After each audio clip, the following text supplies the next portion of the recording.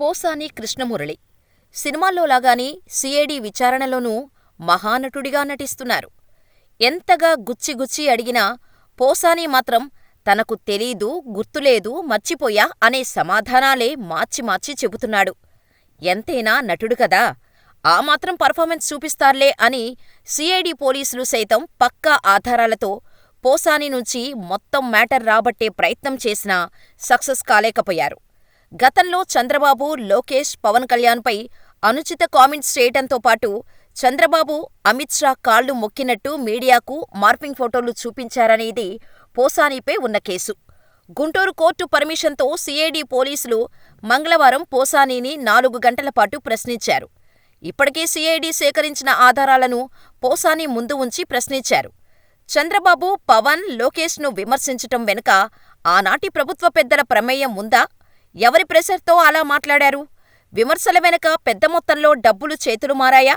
ఇలా అనేక యాంగిల్స్లో సిఐడి పోలీసులు పోసానీని ప్రశ్నలు అడిగినట్టు తెలుస్తోంది. అయితే సిఐడి అడిగిన ఏ ప్రశ్నకు ఆయన సరైన సమాధానం ఇవ్వకుండా గుర్తులేదంటూ దాటవేశారని సమాచారం. పోసాని ఫోన్ డేటా గురించి పోలీసులు ఆరా తీసినా ఎలాంటి వివరాలు రాబట్టలేకపోయినట్టు చెబుతున్నారు. తనను అనవసరంగా ఈ కేసులో ఇరికిస్తున్నారని, తన ఆరోగ్యం బాగాలేదంటూ పోసాని సిఐడి విచారణకు సహకరించలేదని తెలుస్తోంది. విచారణ తర్వాత గుంటూరు గవర్నమెంట్ హాస్పిటల్లో పోసానీకి వైద్య పరీక్షలు చేయించి జిల్లా ప్రొహిబిషన్ అండ్ ఎక్సైజ్ కోర్టులో హాజరుపరిచారు. ఎంక్వైరీలో సిఐడి పోలీసులు థర్డ్ డిగ్రీ ఏమైనా ప్రయోగించారా అని పోసానీని న్యాయమూర్తి ప్రశ్నించారు. సిఐడి పోలీసులు తనను ఎలాంటి ఇబ్బంది పెట్టలేదని పోసాని కోర్టుకు చెప్పారు. ఆ తర్వాత ఆయన్ను గుంటూరు జైలుకు తరలించారు. అయితే జైల్లోకి వెళ్లే ముందు పోసానీతో కొందరు సిఐడి పోలీసులు ఫోటోలు దిగటం విమర్శలకు దారితీసింది. పోసాని కేసులో సీరియస్నెస్ లేకుండా పోలీసులే ఆయనతో ఫోటోలు దిగటమేంటని ఈ విషయాన్ని ఉన్నతాధికారులు సీరియస్గా తీసుకున్నారు.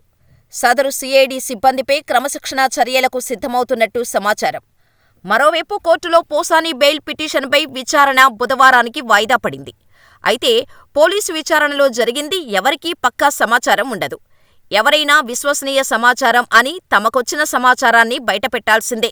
అయితే ఇక్కడ ఆ సమాచారంలో విశ్వసనీయత ఎంతనేదే అసలు సమస్య.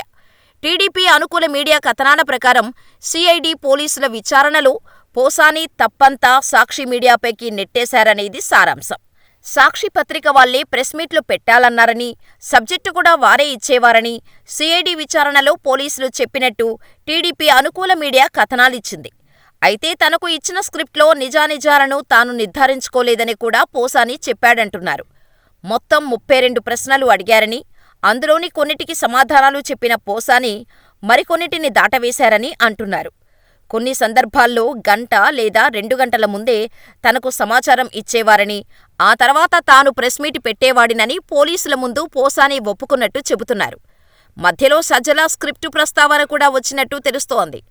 గతంలో సజ్జల తనకు స్క్రిప్ట్ ఇచ్చారని పోలీసుల ముందు చెప్పిన పోసాని ఇప్పుడు సాక్షి పత్రిక పేరు చెప్పినట్టు టీడీపీ అనుకూల మీడియా కథనం సారాంశం. తన దగ్గర ఎలాంటి ఫోటోలు, వీడియోలు లేవని, అవన్నీ తనకు ఇచ్చారని, వారు చెప్పమన్నట్టే తాను చెప్పానని పోసాని అన్నారట. ఇక సాక్షి మీడియా కథనం మరొకలా ఉంది. పోసాని తనకెవరూ స్క్రిప్ట్ ఇవ్వలేదని, సిఐడి పోలీసుల ముందు వాంగ్మూలం ఇచ్చినట్టు వారు కథనాలిచ్చారు. అదే సమయంలో పోసాని తాను టీవీల్లో చూసిన వీడియోల ద్వారా చంద్రబాబు, పవన్ కళ్యాణ్, లోకేష్పై విమర్శలు చేసినట్టు కూడా సాక్షి చెబుతోంది. అంటే నేరుగా పోసానీపైనే సాక్షి నెపం నెట్టేసింది. ఇప్పటివరకు జరిగిన దాంట్లో ఎవరి ఇన్వాల్వ్మెంటు లేదని, అంతా తానే సొంతంగా చేసినట్టు పోసాని చెప్పారనేది సాక్షి కథనం. ఈ కథనం నిజమైతే పోసానీపైనే చర్యలు తీసుకోవాల్సి ఉంటుంది. అంటే ఓవైపు పోసాని కోసం లాయర్ని పెట్టి ఆయన బెయిల్ కోసం వైసీపీ చేస్తున్న ప్రయత్నాన్ని మనం శంకించాల్సి ఉంటోంది. మొత్తం మీద ఎన్నో సినిమాలకు మాటలు రాసి, స్క్రిప్ట్ వర్క్ చేసి, మరెన్నో సినిమాల్లో నటించి ఆకట్టుకున్న పోసాని చివరకు తనకెవరో రాసిచ్చిన స్క్రిప్ట్ తూచా తప్పకుండా చదివారంటే ఆలోచించాల్సిన విషయమే. అలా చదివినందుకే గత ప్రభుత్వంలో ఆయనకు పదవి లభించిందా అనే అనుమానం కూడా రాకమానదు.